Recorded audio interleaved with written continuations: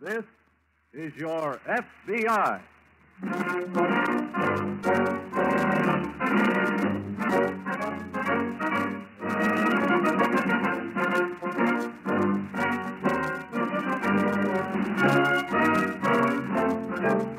This is your FBI, an official broadcast of the Federal Bureau of Investigation, presented as a public service by the Equitable Life Assurance Society of the United States. To your FBI, you look for national security, and to the Equitable Society for financial security. These two great institutions are dedicated to the protection of you, your home, and your country. During the course of tonight's opening broadcast, you will hear from Mr. Thomas I. Parkinson, President of the Equitable Life Assurance Society of the United States, and Mr. J. Edgar Hoover, Director of the Federal Bureau of Investigation.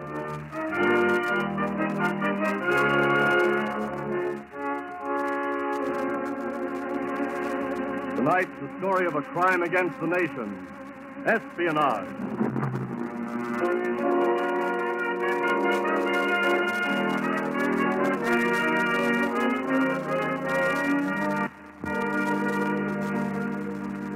Spying is just like any other business. A spy gets paid so much a week to do so much work. And in most cases, that salary is small because most spies gather only small bits of information. But when these bits are pieced together in Berlin or Tokyo, the result is a stolen invention or a sunken convoy. That's why spies are ordinary people working in ordinary places. Places like a waterfront where ships can be watched. Places like a factory where parts for a new plane can be copied. Places like a bar where people talk, and talk too much. Oh, brother, you should have seen. Yeah? She was steaming right into that bay when, boom, out from no place come a zero. Zero? Bang. Oh. Bang is right. Oh, I'm sorry. Did I get any on you? No, but it's all over you, Junior. Willie. Yeah, I'm sorry. 1,000 apologies, fair lady. 1,000,000. Oh, look at that. Will you wipe it up, Willie, and get him another drink? Sure. Excuse me, young man. You're awfully cute, Junior, but you're getting a little messy. Poor battle wagon. She's sunk now. Sunk off Guam? Yeah, but they got a new one. The biggest, best. Well, it's a heck of a battle wagon. It must be, Junior. You're pretty. You hear that, George? Shit. Where's my drink? I'll get it right away, sir. Where was I? You were talking about that battle wagon. Oh, yeah. Honestly. Say, I'll tell you what. Friday morning, you walk up to the top of the street here, and you'll see the newest battle wagon and the best maybe in the world come steaming down the bay. She's just been commissioned. Excuse me, sir. It's still zipping on you. Yes. Then you'll see a real ship. Well, then let's drink to her. No, let's drink to you. To the most beautiful girl. Oh. What's the matter, baby? I don't feel so right. Junior, now you've gone and done think it. I'd better Here you are, son. You go right back there. Thanks. Excuse me. Be right back. Poor Junior. Oh, it's a shame. What is, Willie? Those kids, they want to enjoy themselves, or they sit with people and drink too much. They talk too much. Talk too much. Say, do you think I don't say you did anything. I just think it's a shame, that's all. Let's get out of here, George. I'm sick of this stuff. Okay. Here you are. Thank you. What about your friend? Tell him we'll wait for him outside.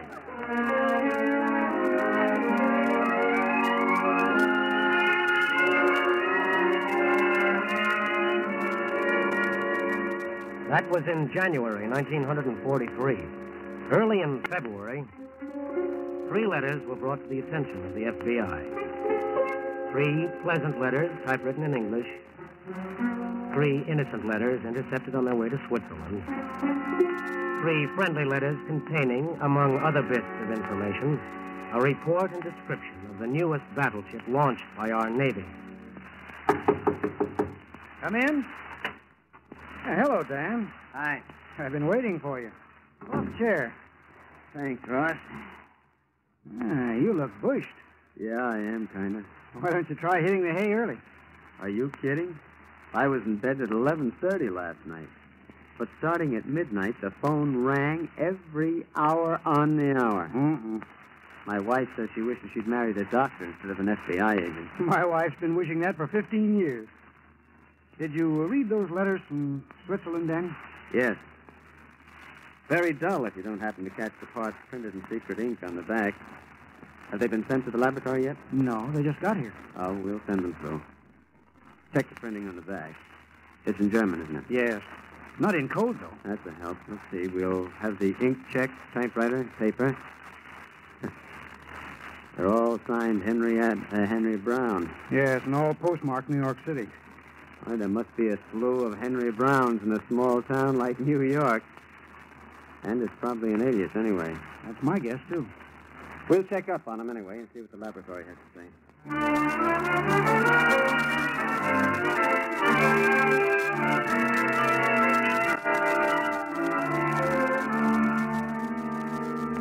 A spy doesn't usually know exactly how much information he'll be able to pick up, or exactly when or where he will get it. He knows, of course, that convoy movements in general are valuable, and he knows, too, that he may get this information from Navy or waterfront personnel. He knows he may be able to pick it up around the docks, but he's never sure just how much information will fall into his eager lap, just when, and from just whom. Sometimes it may come accidentally at an odd moment, such as during a practice air raid, a blackout, say, near the harbor in New York City. Lights out! All lights out! Mrs. Johnson, turn out that bathroom light! Quiet, mister. This is a blackout. Mrs. Johnson! Turn out that bathroom light! Lights out! All lights out! That's you, Mr. Searing? Oh, good evening, Mr. Gordon. Having trouble? That's with Mrs. Johnson, as usual. She's dark now. Yeah, now, but I always have to yell my head off. She's a fine one. And my wife tells me she's always complaining about racing, too, and how she can't get enough coal. Quiet, listen, quiet. Is Blitzen sick?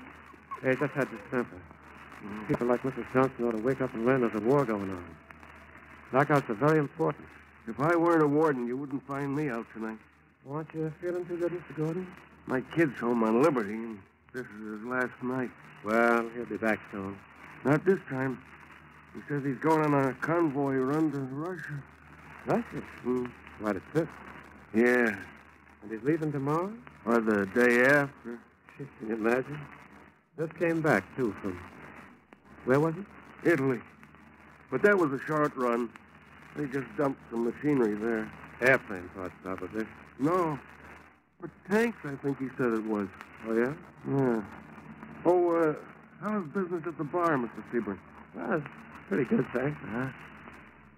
Well, I think this will be a short blackout tonight. I hope so. Me, too. I got to write a letter before I go to bed. Business? No, it's to a friend in Switzerland. Oh, you were over there in 41, weren't you? Yeah, fine country. Well, good night, Mr. Gordon. Good night, Mr. Seaburn.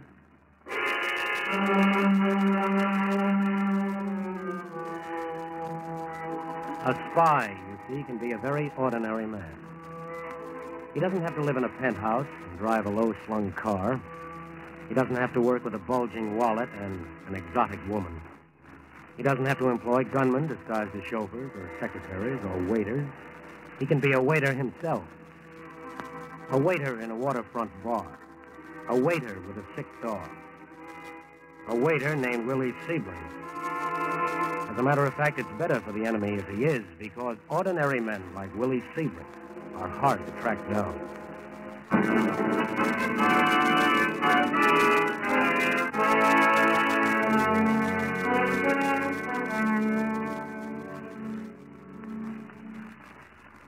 Well, Ross, we know what kind of a typewriter our friend used, and we've had every agent in New York checking on them. What angle are you working on? We're taking the chance that a good percentage of the drivel he writes in English to his Swiss friend is the truth. Mm-hmm. So we've drawn up a list of what the man's like, and we're checking that. Want to see it? Yeah. Here you are. Thanks. Can speak and write both English and German fluently. You can get that, of course, just from the languages used in the letters. He's married, has a dog that had distemper recently, and lives near the New York Harbor. That's just a guess. This is a good one. He probably poses as a great patriot, inasmuch as he is an air raid warden. He asked his friend in Switzerland to address him as Dear Willie in his letters. He came back from Europe in the spring of 1941. He was... Wait a minute. Get something? I don't know. I'm looking over this letter you just brought in. Listen to this. Mm-hmm. I would love to wander through Lisbon again, particularly at this time of the year. Lisbon, eh? Yes. He came back from Lisbon in the spring of 41, Ross. If he's writing the truth. Well, we've got to take a chance on that. What are you going to do? Check on everybody who came into this country from Lisbon in the spring of 41. We don't even know the name he came in under. No, but we know what his handwriting's like. And if he came in from Lisbon, he had baggage. And if he had baggage, he had to declare it in his real name. And if he declared it, he had to declare it in handwriting. Sure, but there must be hundreds of those baggage declarations. There are thousands of air raid wardens, and with dogs. Okay. Ever look for a needle in a haystack before? Yep, I have. But this time, we're going to find it.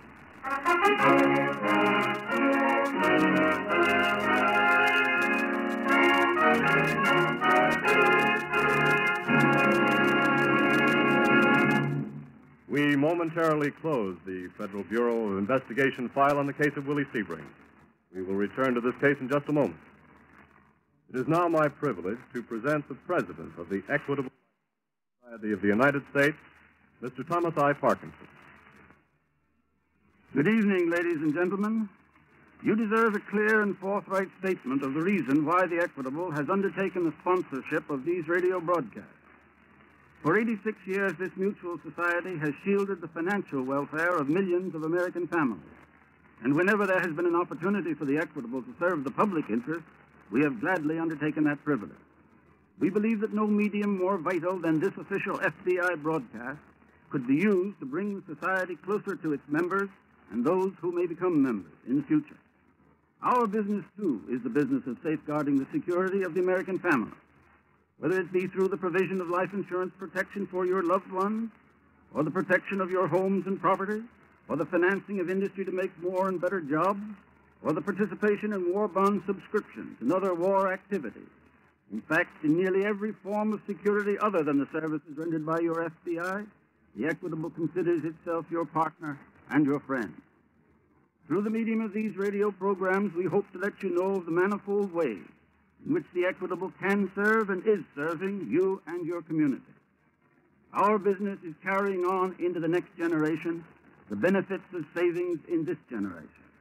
Public service and human relationships, the preservation of homes for widows and children, the education of sons and daughters, the security and comfort of thousands of elderly men and women living in retirement, and finally, the peace of mind of the American citizen is the mission of our society. And after all, there could be no closer parallel to the objectives of your Federal Bureau of Investigation. Thank you, Mr. Parkinson. And now we continue with the file on the case of Willie Sebring, spy.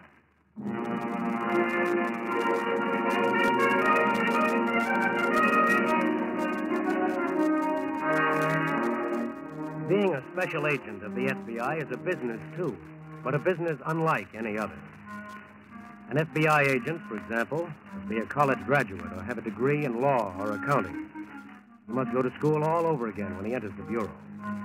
He must be intelligent, observant, and thorough.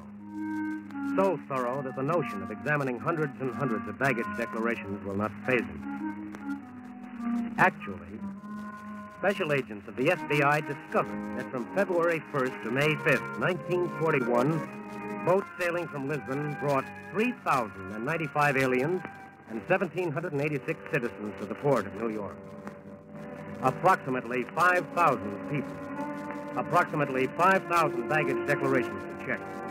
Approximately 5,000 samples of handwriting to check against the handwriting on the letters to Switzerland.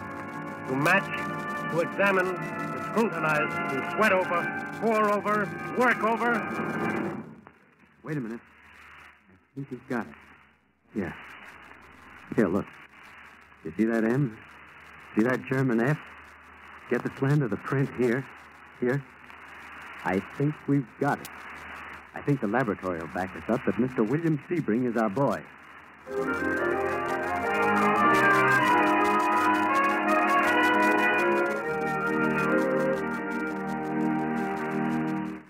William Sebring, eh? I'd almost swear to it, Ross. What's the report on him? He was born in Germany, but he became a citizen here in 1925. That takes in the languages. He's married, and he's an air raid warden.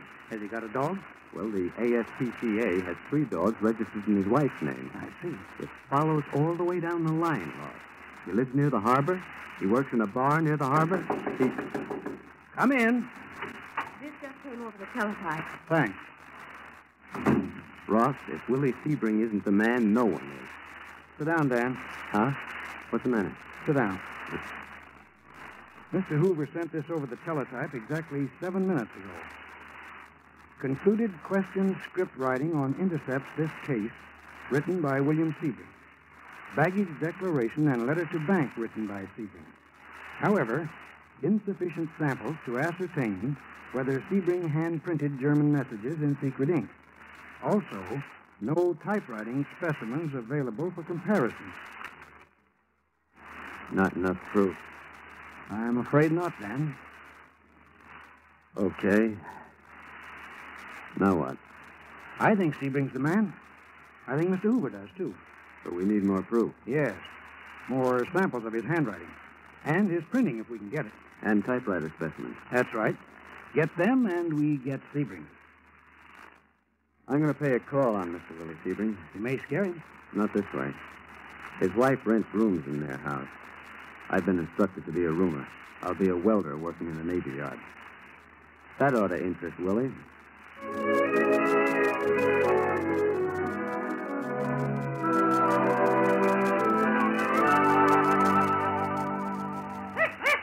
Quiet, Preston. Quiet. Hello. Hello? Well?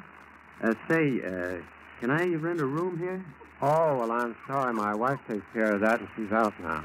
Oh, gee, that's tough. I wanted to get a room right away. Why don't you try across the street? They've got a room there. Oh, thanks. I guess it doesn't matter. Same distance from the Navy Yard. Be quiet, Preston. Quiet. Well, hello there, old sport. Do you like dogs? Sure. Well, in that case, I'll tell you what. My wife will probably bite my head off, but we have a room on the top floor. Oh, thanks. I don't want to get you and your wife. No, it's all right. Come on in. Well, thanks, Mr. Sebring. Willie Sebring. Dan Braddock. Glad to meet you. Thanks. You know why I'm really giving you this room? No, why? The Navy Yard. I don't get you. Any man who works for the war effort, I do what I can for. Say, you're a real patriot, Mr. Sebring. 100%. Fight this way.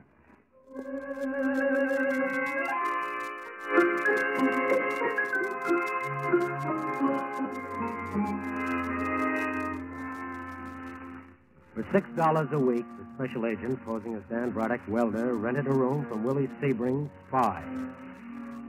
And at the end of the week, that room was worth exactly $6 and no more. The agent found that Sebring left the house each day at 3 p.m., went to the bar, came home for supper at 8:30, and went to the bar until midnight. He found that there were 2 roomers in the house beside himself. He found that Sebring spent most of his time in the attic, which had a view of the harbor. Beyond that, he found nothing. And the letters to Switzerland had stopped. So on the afternoon of the 21st of May, Mr. Willie Sebring's hand was forced. No, Blitzen, no. No, I said no. If you eat too much, you'll get sick again. Now, be quiet. Excuse me, Mr. Sebring. Oh, hello, Mr. Braddock. Come on in. Thanks. Sit down. Thank you. Well, still on the night shift, huh? Yeah. Well, those new ships probably need very careful work. Oh, they do, but they're honeys. Oh, I'm sure. I sneaked a picture of one I want to send to my kid brother. He's in the Pacific. A picture, huh? Yeah. Say, Mr. Sebring, I wonder, could you do me a favor? Well, I'd be only too glad to, sure. I want to send this package to the kid, but I can't address it. See, I burnt my hand last night. Oh, Ma, that's a shame. Oh, it's not too bad. It doesn't bother me, except I can't hold a pen in it. That's tough. I was wondering if you had a typewriter in the house. You know, I could type up a label. A typewriter? Yeah. No, there's no typewriter here. I'll tell you what, though, my handwriting isn't so good, but I could print the address for you in ink. Swell. I'd appreciate Well, that. it's no trouble at all. Listen, be quiet. That dog will be the death of me one of these days. Now, who did this go to? Sergeant Fred Braddock. S-E-R-D.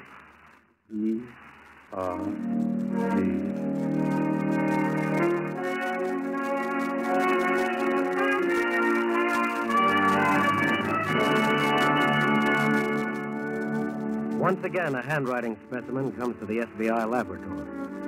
In all, 5,376 specimens were checked in this one case. But this is the last. This is it. This is proof, neatly signed by Willie Sebring himself. Only one thing more remains. One missing piece of evidence. One last final proof. A typewriter. Hiya, Blitzen, old boy. What's the matter with you tonight, huh? Lonely for your master? Well, he'll be back later. But in the meantime, we'll have a little look around without him, huh? We'll see where he...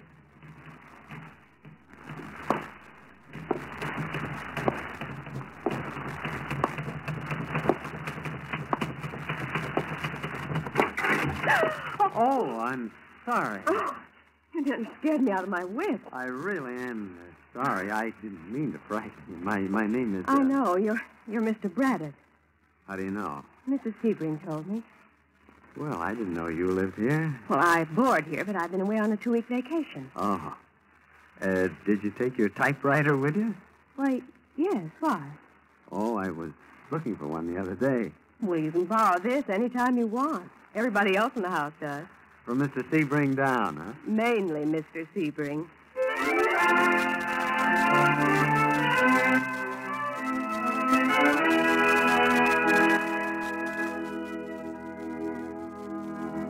At 2:30 p.m. on the 5th of May, Willie Sebring left his house, walked to the corner, and waited for a bus. He never caught that bus because 2 special agents of the FBI came up, identified themselves, and asked him to go with them to their New York office to answer some questions. Willie Sebring smiled. He was a patriot, so he went willingly. At 3:15 that afternoon, he sat in conference room C on the 6th floor of the FBI office in New York. Mr. Sebring, I want to tell you frankly that you don't have to answer any questions if you don't want to.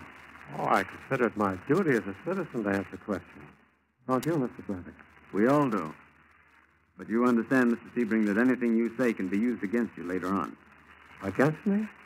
Sure, of course I understand that, but if there's anything I've done, it certainly was done innocently. Okay. Mr. Sebring, were you in Lisbon in the spring of 1941? Why, yes, as a tourist. Where were you born? In Europe? Germany? Yes, but now I'm a citizen of the United States, of course. And I'm an air raid warden. I know that. Mr. Sebring, look at this baggage declaration. Did you write it? Yes, when I came back from Lisbon. Okay. Look at this package. Did you address it? Well, yes, Mr. Braddock said it was for his brother. But I guess... Mr. Sebring, look at this letter, please. No. Look at the back, where the secret ink has been developed. Did you write that? Yeah. Could I have a cigarette?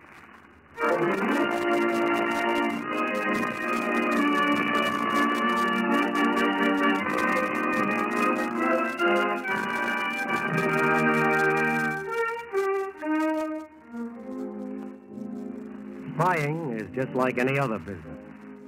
Its market is the enemy. Its merchandise is talk, gossip, conversation in a bar, on a street, on a train. In times like this, in wartime, the FBI is more alert, more watchful than ever. It has a tremendous job to perform. In this country, espionage is under control. But remember, talk is the merchandise of spying, and its market is the enemy. What you talk about in a public place may seem unimportant to you, but if it's anything connected with the war, you may be helping spies. You may be writing a letter to Tokyo or Berlin.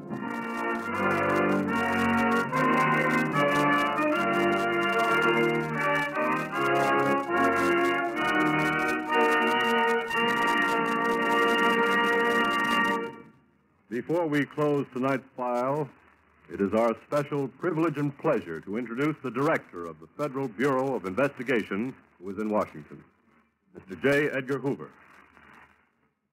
Good evening, ladies and gentlemen. Your FBI hopes that these broadcasts will help you to know more about the organization which is dedicated to the safeguarding of your welfare and that of your family. Perhaps through these radio broadcasts, you will not only be entertained by the stories of your FBI in action, but you may also gain a better appreciation of your own personal responsibility to your family and to the community in which you live. And I want both you and Mr. Parkinson to know that, speaking for myself and for the whole Bureau, I am especially pleased that these messages are being brought to you under the sponsorship of another institution which likewise is dedicated to the security of the family, the Equitable Life Assurance Society of the United States. Every man, woman, and child in this nation should be alert and ever watchful for the slightest information which might lead to prevention of a crime by our enemies within and without the United States. While our fighting men all over the world are tonight meeting the enemy on land, in the air, and on the sea, it is the duty of every one of us to protect them by guarding the homeland they have left in our trust. It is my sincere hope that these broadcasts will enable you to know more about how to cooperate with your local police officials and every branch of law enforcement in your community. I also hope that you will come to know your FBI as a group of men and women who seek no personal glory and who are part of a great team serving you, your family, and the nation.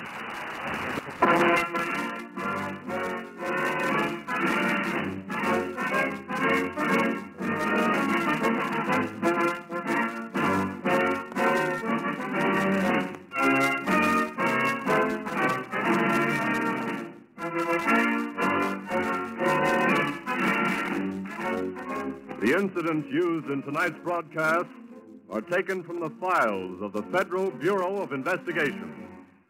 However, all names used are fictitious. Any similarity thereof to the names of persons living or dead is accidental. In tonight's cast, the part of Sebring was played by James Van Dyke, Dan by Carl Swenson, and Ross by Jeffrey Bryant.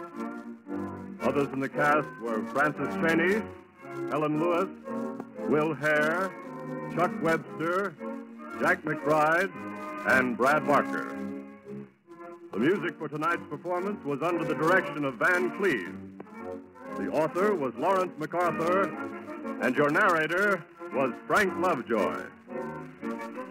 This Is Your FBI is a Jerry Devine production.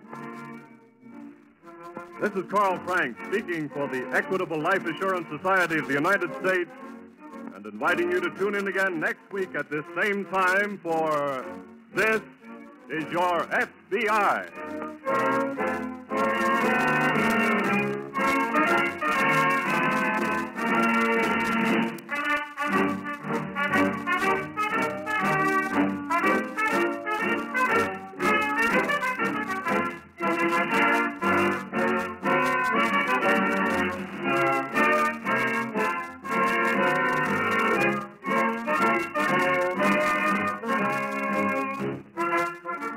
The Blue Network of the American Broadcasting Company. This is your FBI.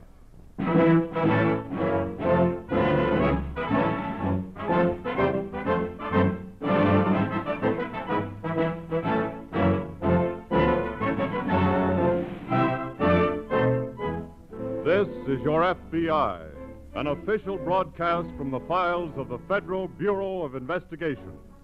Presented as a public service by the Equitable Life Assurance Society of the United States. To your FBI, you look for national security, and to the Equitable Society for financial security. These two great institutions are dedicated to the protection of you, your home, and your country.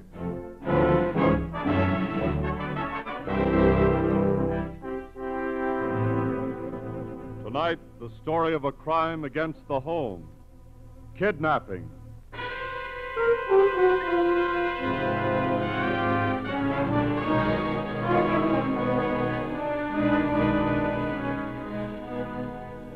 Just as it takes a special type of criminal to become a Hitler, so it takes a special type to become a kidnapper. Someone who refuses to face the fact that eventually all kidnappers and those who aid them will be hunted down by the FBI until they are dead or brought to justice. Such criminals aren't born, they're made. Created by environment, by society, by circumstance. And in one case, a kidnapper was created by something else, too. By his wife.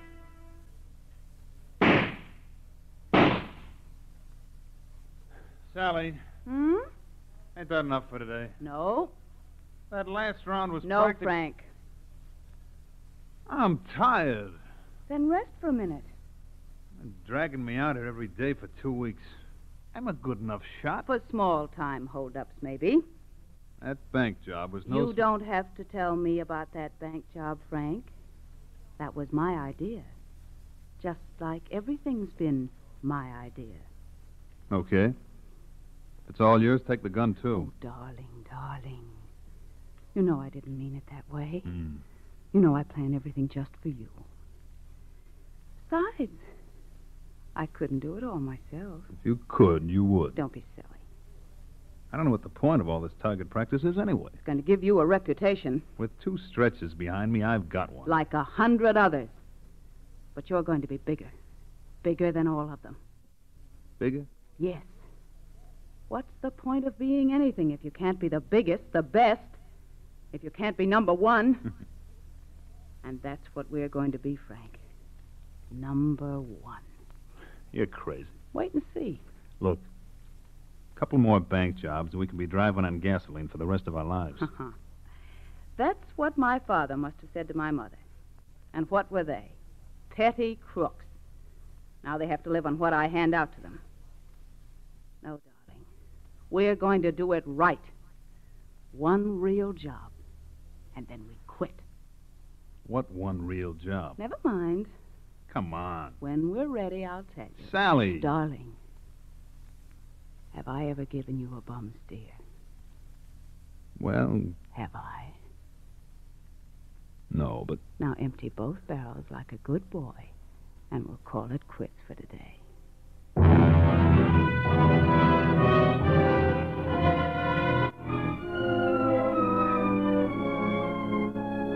Professional criminals don't work alone, they help each other.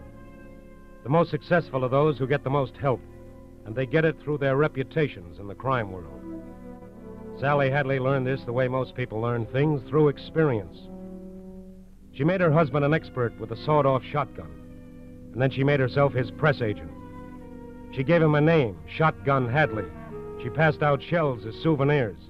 She planned robberies and holdups, saw that he carried them out perfectly. She built up his reputation, and then she was ready. Ready for really big game. Ready for that hot Saturday night in July when an Oklahoma millionaire named Walter Montgomery was playing cards on the screened porch of his home with his wife and his best friend. There's no point in playing with you, Henry. You always win. You and Walter just let me win because I'm your guest, right, Walter? I'm sorry, what'd you say, Henry? Oh, Walt. I thought I heard a car stop down below. You always think you hear something nobody else does. How about another hand? Well, not for me. Me either. I'm about ready for bed. Oh, why don't you...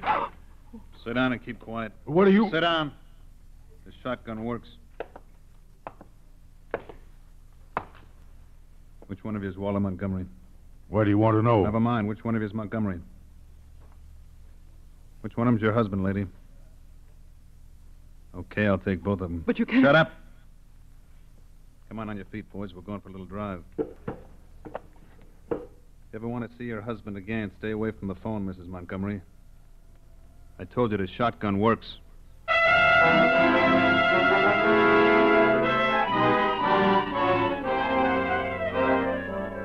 1 hour later, a blue sedan stopped at an intersection 12 miles from Oklahoma City. A man was shoved out and his empty wallet thrown after him. Then the car continued on its way with Walter Montgomery blindfolded on the back seat. Just about that time, Mrs. Montgomery was putting through a long-distance call.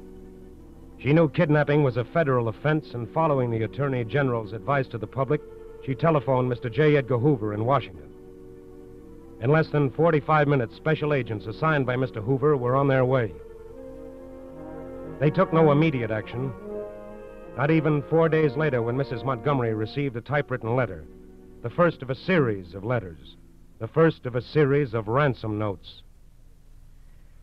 There was this note from my husband enclosed in the letter. Are you sure that's his handwriting, Mrs. Montgomery? Yes. He said to give them the $200,000. Well, he certainly set a high price. Did they give you instructions how to pay? Well, the letter says to watch for an ad in the paper. And then take an ad yourself? Yes. Then it told you not to notify the police? Yes. Not to take down the serial number of the bills? And to have only, used $20 notes? How did you know? We haven't been reading your mail. It's just that kidnapping notes always follow the same pattern. Who do they want as the intermediary to deliver the money?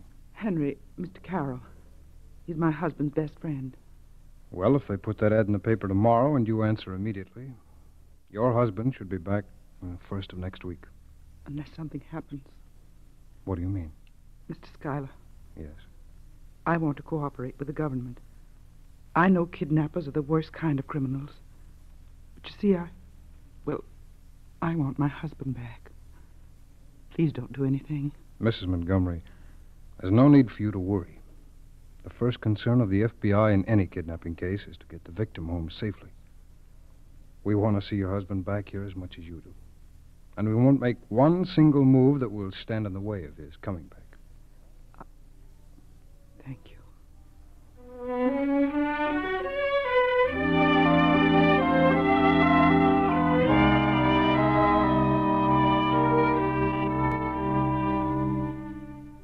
3 days later, arrangements were made to have a satchel containing $200,000 thrown from the observation platform of a speeding train at a certain spot in Oklahoma. Although no one knew it, the serial number of every bill was taken down and listed. And 9 days after he was kidnapped, Walter Montgomery came home to his wife. He hadn't had much sleep. He was very tired, but he was safe. He was alive. He was home. As soon as he'd recovered from the shock and rested, he was interviewed by the FBI. Now, Mr. Montgomery. Yes? What was the last thing you saw before being blindfolded? Why, a lot of lights. Must have been some kind of plant. Well, there was a power plant near where they dropped Mr. Carroll. It could have been a power plant. All right. Now, on the way to the house, did you hear anything? Well, one or two cars passed us, but... Oh, yes. We must have passed an oil field. Why? I heard the sound of the pumps. And twice I remember smelling gas. Well, then you passed 2 oil fields. That's right. Now, how long after you passed that second field would you guess it was before you got to the house? Oh, I don't know for sure. Not long, though. 15 minutes? Oh, less. I think about 10, say. Good. Now, did the car drive right up to the house, or did they stop for anything? They stopped to open a gate. How do you know? I heard a creak. Mm-hmm. And then they drove right up to the house? No, they drove into some kind of a building. Mm-hmm. A barn, it must have been, because I could smell hay. Well, then the house is probably a farmhouse. Yes. Yes. Was it close to the barn? It was exactly 12 steps away. I counted them. Glad you did. Now tell me, did you have to go up any steps to the house? 3. And they creaked. What happened when you got inside? Well, they put cotton in my ears and taped it over with adhesive so I couldn't hear what they said. Mm-hmm. But every morning I could hear a rooster crow, and then about Oh, less than a minute afterward, the sound of an airplane passing over the house. An airplane? Did you hear it every day? Yes. No. One day it didn't come. Which day? Well, I don't know. But it rained that day. That was Sunday. That's the only day it rained while you were away. And that's the only day you didn't hear the airplane. That's right. I don't know whether this is of any aid to you. At the time, I knew I should try to remember everything that happened so I could be of assistance. Mr. Montgomery, I think you've practically drawn us a map right to that farmhouse.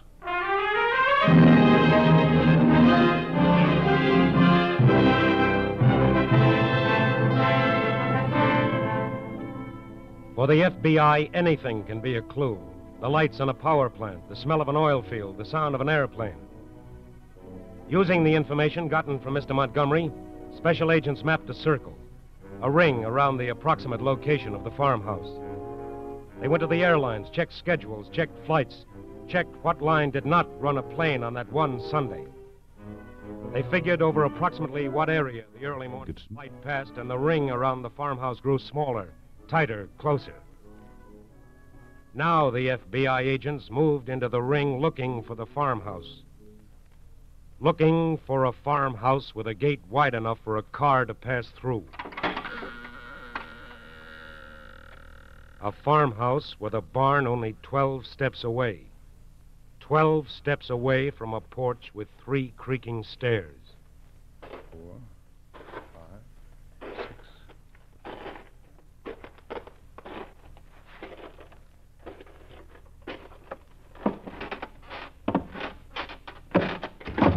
What do you want? Oh, I'm sorry. I didn't know there was anyone home.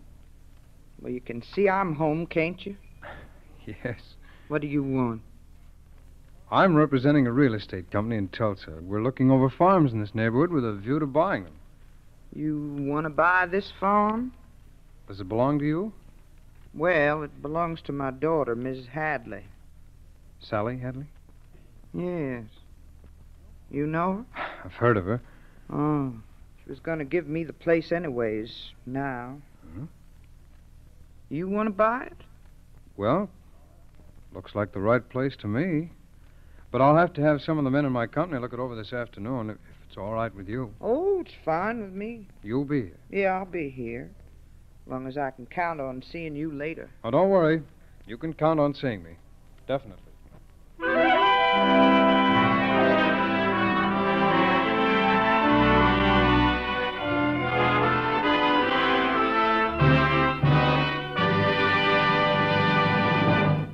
We momentarily close the Federal Bureau of Investigation file of the case of Shotgun Hadley.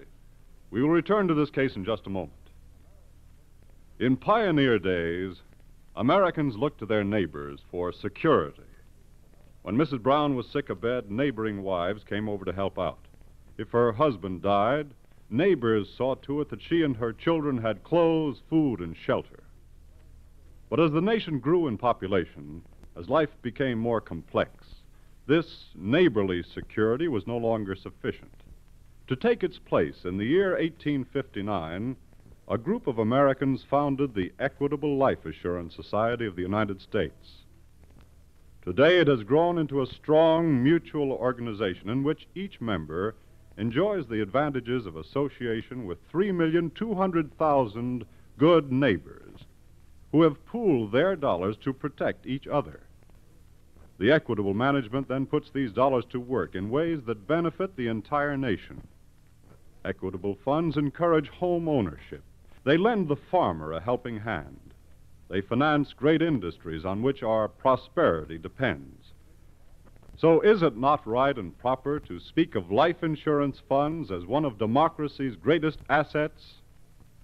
By serving its members, the Equitable serves America.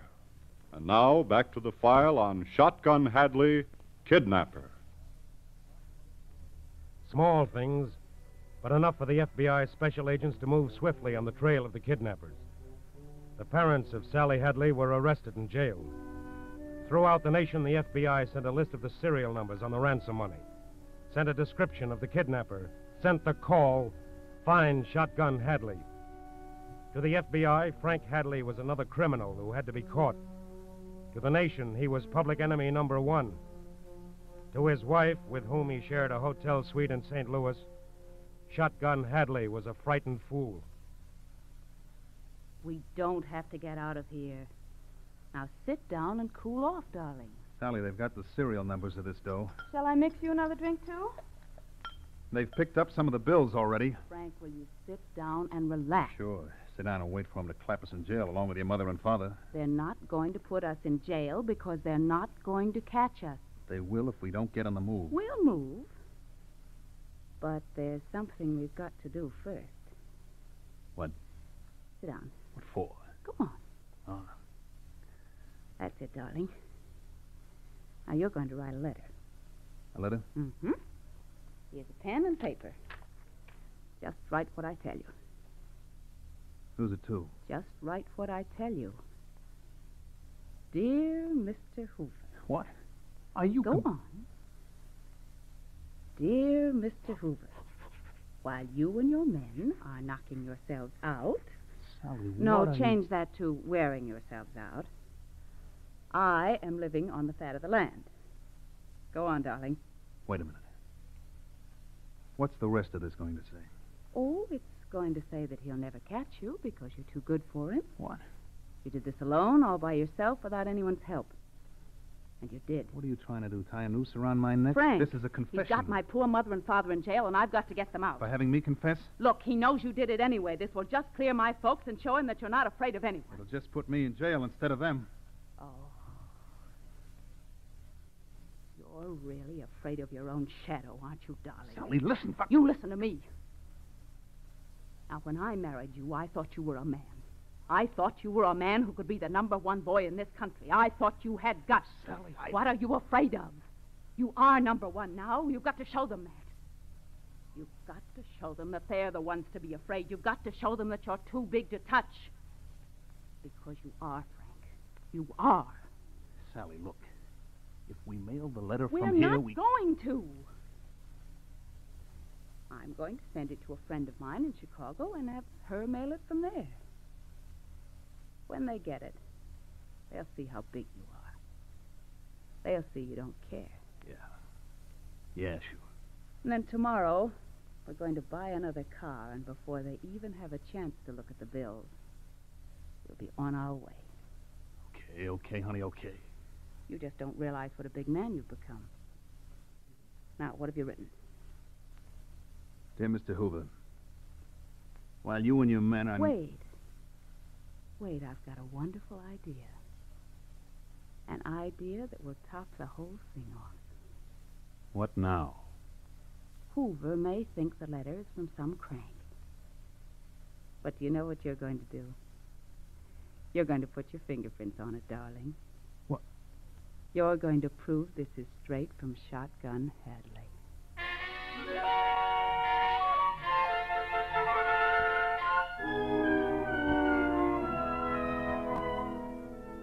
From Chicago, from Dallas, from Denver, from cities all over the West come letters to the FBI. And as the letters turn up, money turns up too, ransom money. $20 bills reported by alert citizens to the FBI. $20 bills that put the FBI closer on the trail of Frank and Sally Hadley. But Sally Hadley has gotten impatient. Leaving her husband in a small house near Memphis, she buys a cheap gingham dress, a red wig, and a second-hand car. And with complete unconcern drives right back to Oklahoma. On the way, she gives a lift to two hitchhikers, a man and his 8-year-old daughter. I guess your little girl is asleep, Mr. Butler. Yeah, she was awful tired. Of course she was. Well, we'll get her a good dinner as soon as we get to town. Oh, you've been so nice, I couldn't let you do anything else for us, ma'am. Oh, don't be silly. I want to. Besides, she reminds me of my own little girl. Oh, do you have one? Yes, by my first husband. He died, poor man, and Frank, that's my second husband, he won't let my little baby live with us. Oh, that's terrible. Well, he isn't a very nice man. Mr. Butler. Yeah? Can I trust you? Of course. I'm in terrible trouble, and I've got to speak to somebody. I've just got to get help from someone. Ma'am, if there's anything at all I can do... Well, maybe you won't say that when you know the truth. I'm Sally Hadley, and my husband is Shotgun Hadley. The kidnapper? Yes. Gee. I didn't know what kind of a man he was when I married him. Well, it's a little too late for that now, isn't it? But he's done terrible things to me, too, to my little girl, to my family. Oh.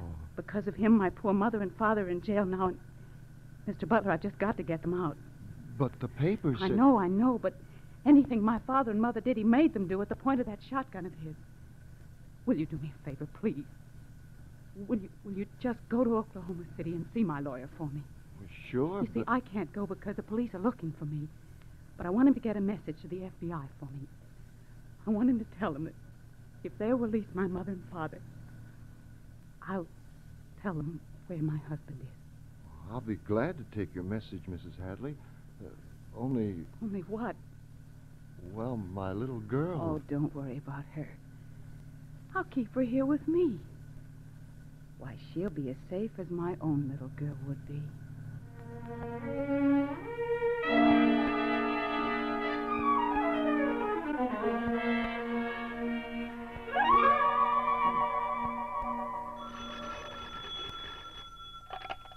Hello, Schuyler speaking.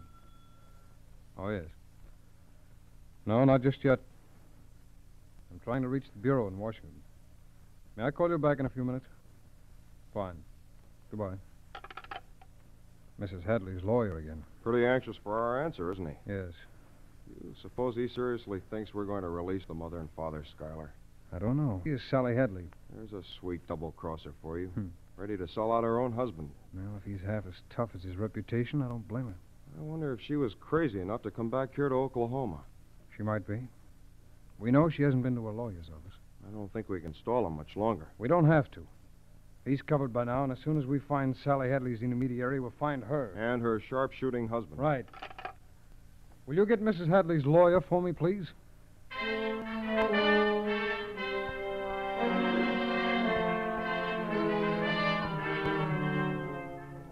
Sally Hadley, waiting in an auto camp outside Oklahoma City for the message from a lawyer, gets frightened. And so Sally Hadley, with a little child as her protection, runs to her husband, who is now in Memphis. Meanwhile, special agents of the FBI located a man in Oklahoma City, the man who was Sally Hadley's intermediary, the man whose 8-year-old child is on her way to a gangster's hideout. Well, now we've got a little 8-year-old girl to worry about, Schuyler. Yes. I just hope that Hadley woman is good.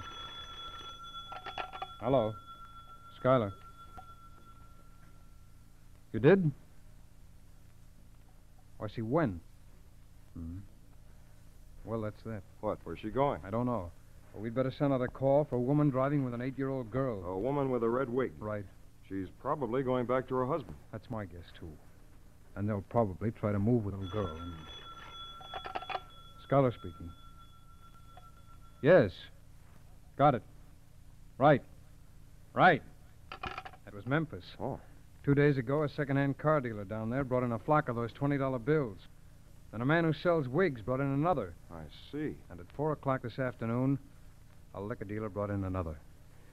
Well, I guess I'd better phone my wife and tell her I won't be home for dinner again. Yes, I think we'll be having dinner in Memphis.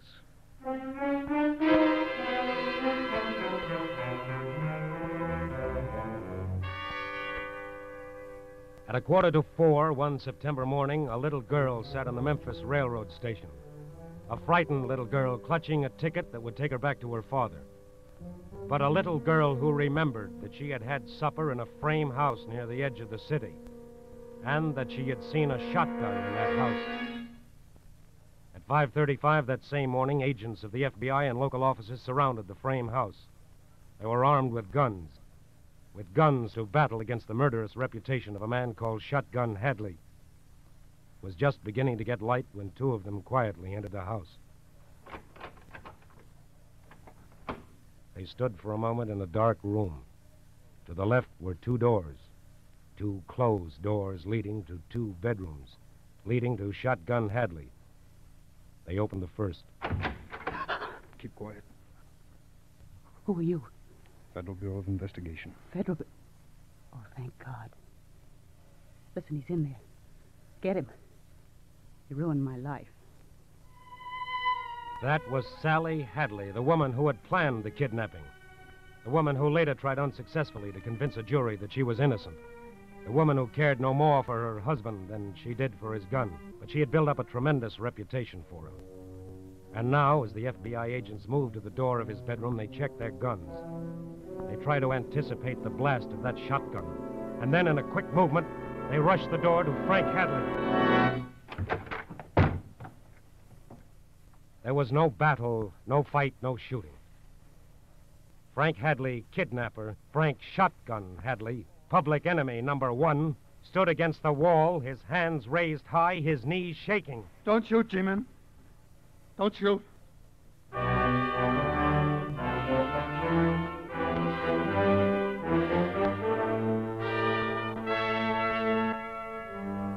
That was the beginning of the popular use of the phrase G-men.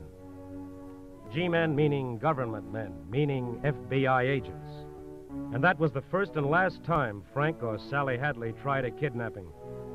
No kidnapper in this country has ever tried twice, once the FBI has caught them. Because the FBI is the largest protective force in the world. You see, it doesn't consist only of a director and a Washington headquarters of field officers and special agents.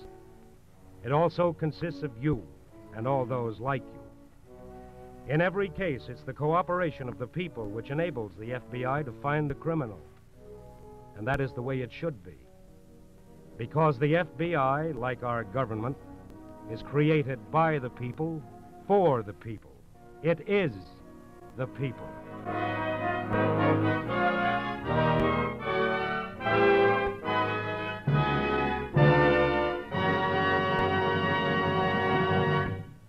Have you ever said to yourself, no, I can't possibly buy an extra war bond? And then you find yourself thinking of someone you know in the Army or Navy, your son, and you think, what are your sacrifices compared to his? And so somehow or other you find the money for that extra war bond. Remember the extra satisfaction you felt? Well, that's how members of the Equitable Life Assurance Society of the United States feel about the special campaign theirs. All premium dollars received from new Equitable policies written in April will be matched with an equal number of dollars by the Equitable. Will be combined total during the 7th War Loan Bond drive in May. Remember, these war bonds will be over purchases, which amounted to the largest single subscription in both the 5th and 6th dollars. For you, your home.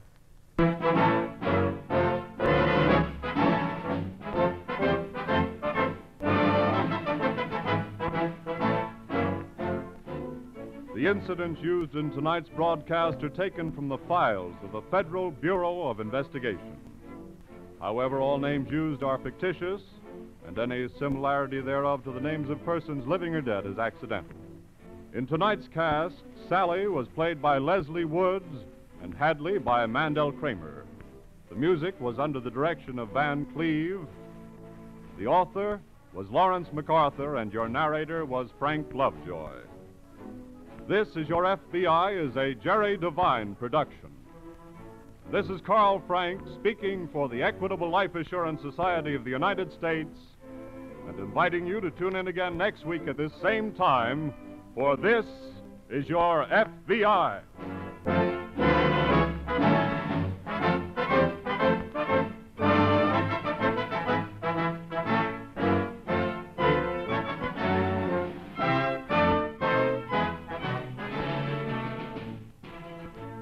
This is the Blue Network of the American Broadcasting Company.